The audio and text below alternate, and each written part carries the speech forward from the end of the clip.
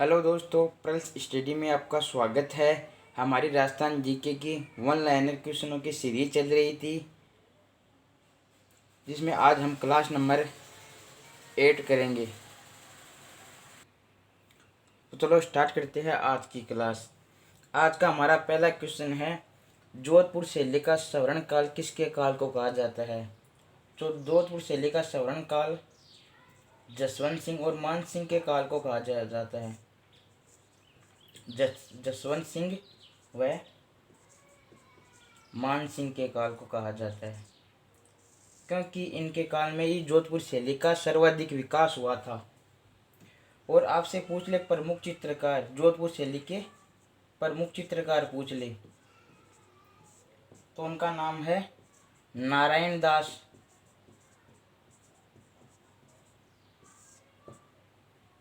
अमरदास, बिशनदास, शिवदास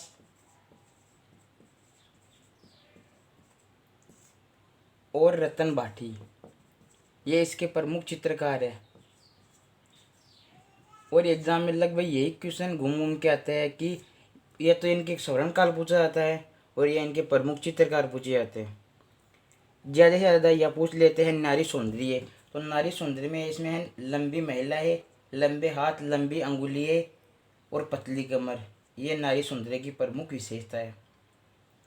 हमारा दूसरा क्वेश्चन है, ऊंट की खाल पर चित्रण किस शैली की विशेषता है। तो ऊंट की खाल पर चित्रण बीकानेर शैली की विशेषता है। बीकानेर शैली। अब हमारा अगला क्वेश्चन है, बीकानेर शैली का प्राचीनतम चित्रित ग्रंथ कौन सा है। यानी बीकानेर शैली में कौन सा प्राचीनतम चित्रित ग्रंथ है जिसकी रचना की गई। तो वह है भागवत पुराण। भागवत पुराण। और आपसे पूछ ले कि बीकानेर शैली का स्वर्ण काल किसके काल को कहा जाता है। स्वर्ण काल वो कहा जाता है अनूप सिंह के काल को। अनूप सिंह के काल को, क्योंकि अनूप सिंह के काल में ही बीकानेर शैली का सर्वाधिक विकास हुआ था। और इन बीकानेर शैली के प्रमुख चित्रकार पूछ ले तो उनके नाम है रुकनुद्दीन,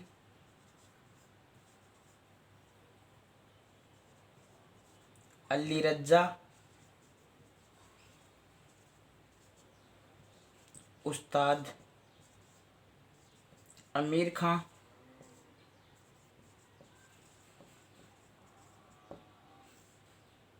मुन्ना लाल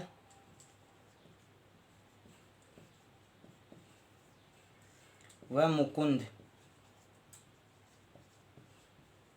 ये शैली यानी बीकानेर शैली के प्रमुख चित्रकार है।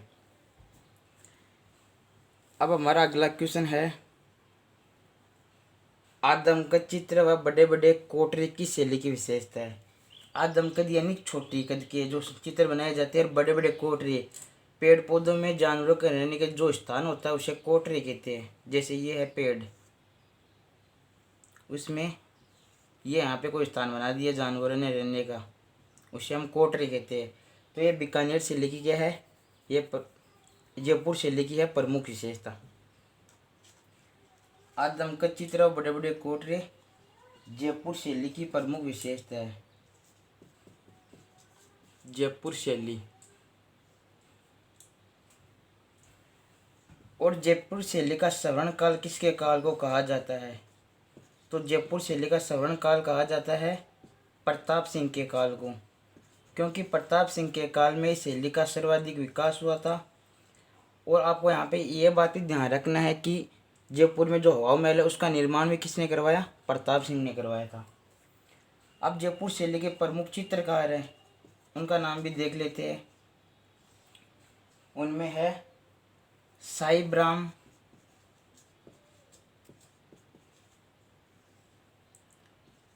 शालिग्राम,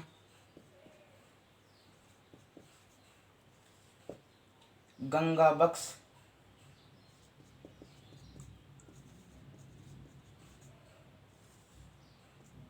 लालचंद,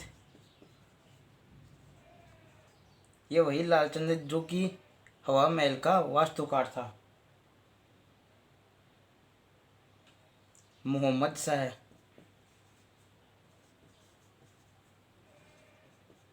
ये इस शैली यानी जयपुर शैली के प्रमुख चित्रकार है। अब हम आगे की ओर बढ़ते हैं। हमारा अगला क्वेश्चन है, साहेबराम द्वारा जयपुर के किस शासक का आदमकद चित्र बनाया गया? तो साहेबराम द्वारा जयपुर के महाराजा ईश्वरी सिंह का आदमकद चित्र बनाया गया। ईश्वरी सिंह का,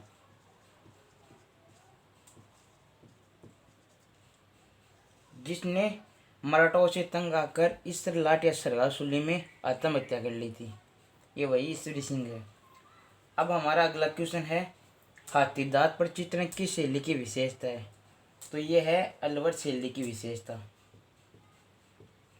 अलवर शैली। और अलवर शैली का सवर्ण काल किसके काल को कहा जाता है? तो ये कहा जाता है विनय सिंह के काल को। विनय सिंह के काल को, क्योंकि विनय सिंह के काल में अलवर शैली का सर्वाधिक विकास हुआ था। और इस शैली में योगासन का भी चित्रण किया गया है, यानी योग करते हुए चित्र। योगासन प्रमुख विषय रहा है, योगासन। और इसमें वेश्याओं का भी चित्रण किया गया है। और बसलो चित्रण इस शैली के प्रमुख विषय रहे हैं। बसलो चित्रण। अब बसलो चित्रण किसे कहते हैं?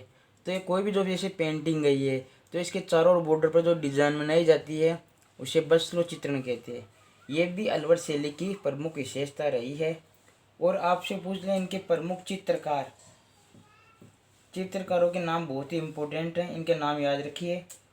इनके प्रमुख चित्रकार हैं डालचंद,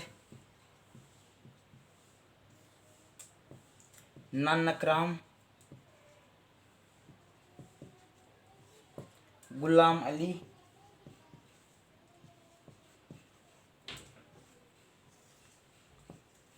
बुद्धाराम,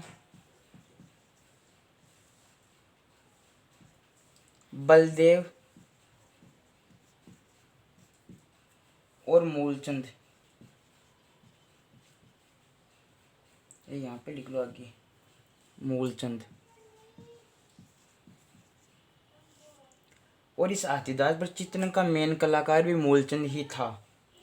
अब हमारा अगला क्वेश्चन है, राजस्थानी चित्रकला की सबसे प्रसिद्ध शैली कौन सी है?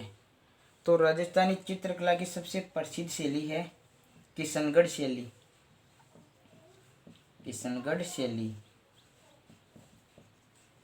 ये किशनगढ़ वर्तमान में नागौर में पड़ता है। नहीं सॉरी, ये अजमेर में पड़ता है किशनगढ़ शैली। तो इस शैली का सवर्ण काल किसके काल को कहा जाता है? तो ये कहा जाता है नागरीदास उर्फ सावंत सिंह के काल को। यानी एक ही व्यक्ति के नाम है नागरीदास या सावंत सिंह। नागरीदास उर्फ सावंत सिंह। इस शैली में सावंत सिंह को कृष्ण जी के रूप में और उनकी प्रेमिका बनी ठनी को मीरा के रूप में चित्रित किया गया है।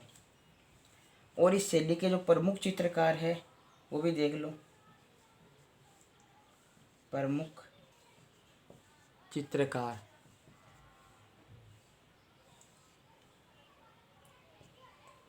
वो है मोर ध्वज,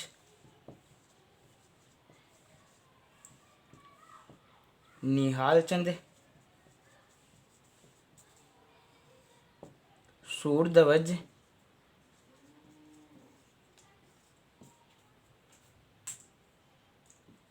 लाडलीदास,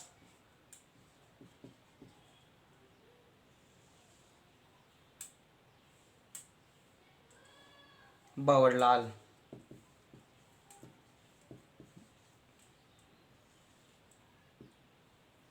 ये है राजस्थान चित्रकारी सबसे प्रसिद्ध शैली किशनगढ़ शैली के प्रमुख चित्रकार।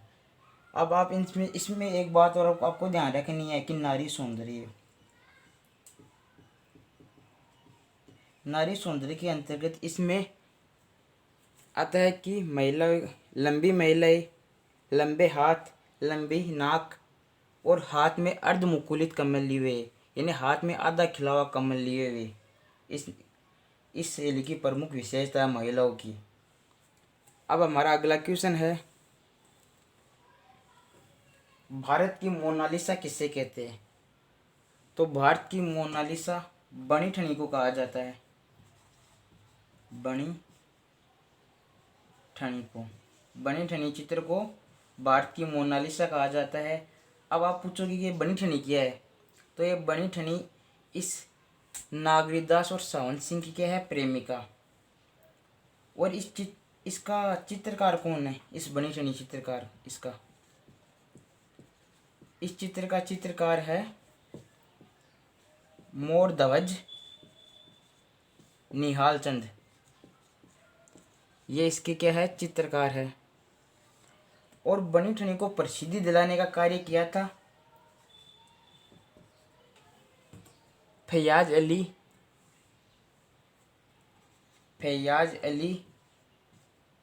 व एरिक डिक्सन ने।